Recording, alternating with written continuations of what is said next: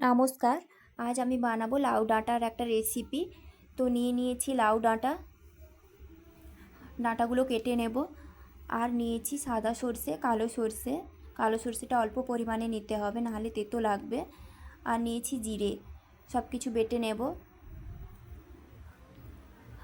ডাঁটা কেটে ধুয়ে রেখেছি। লাউ শাকটা আলাদা করে কেটে ধুয়ে রেখেছি। আলু কেটে রেখেছি, তাতে লবণ হলুদ মাখানো আছে। বেগুন কেটে রেখেছি। আর নিয়েছি সর্ষে বাটা, জিরে বাটা, পেঁয়াজ বাটা। আর এদিকে আছে বিউলির ডালের বড়ি, শুকনো লঙ্কা, তেজপাতা। বড়িগুলো বাড়িতে বানানো। কড়ায় সর্ষের তেল দিয়েছি। এবারে বড়িগুলো লাল লাল করে ভেজে নামিয়ে রাখবো। ওই তেলেই আলুটাকে ভেজে নেব। আলুটা ভাজা ভাজা হয়ে এসছে।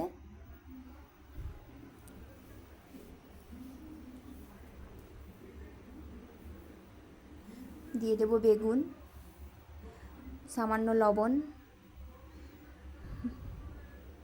বেগুন ভাজা হয়ে গেলে এবারে কড়াই দিয়ে দেব সর্ষের তেল। তেলে 5 ফোড়ন, তেজপাতা, শুকনো লঙ্কা দিয়ে দেব। 5 ফোড়নটা ভাজা হয়ে গেলে দিয়ে দেব কেটে রাখা ডাঁটাগুলো। ডাঁটাগুলো ভেজে নেব।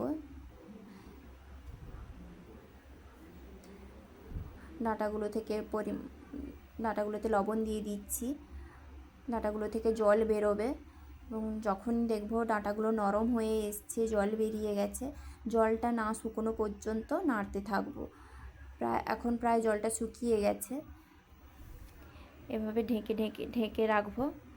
মাঝে মধ্যে ঢাকনা খুলে আবার নেড়ে চেড়ে আবার ঢাকনা দিয়ে দেব।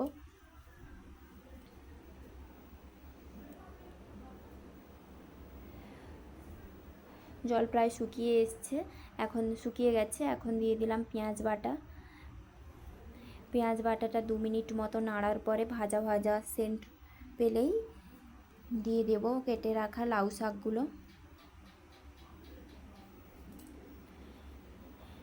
লাউ শাকও এভাবে নাড়তে থাকবো আর ঢেকে রেখে দেবো। মাঝে মধ্যে ঢাকনা খুলে নাড়বো, আবার ঢাকনা দিয়ে রেখে দেব।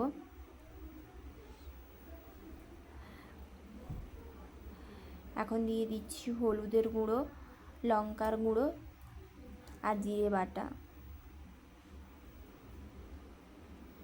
সব কিছু ভাজা হয়ে গেছে।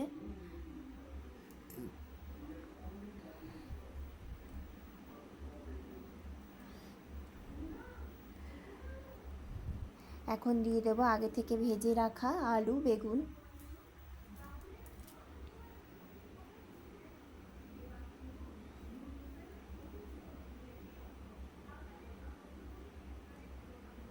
দিয়ে দেব স্বাদ মতো চিনি আর সর্ষে বাটা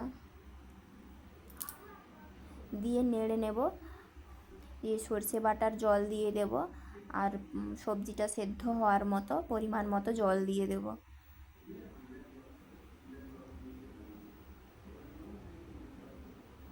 খুব বেশি জল দেব না। সবজিটা সেদ্ধ হয়ে গেছে, জলও শুকিয়ে এসছে। সবজিটা প্রায় হয়েই গেছে। এখন দিয়ে দেব আগে থেকে ভেজে রাখা বড়িগুলো। ভেঙে ভেঙে দিলাম। দিয়ে 2 মিনিট মতো নাড়ব।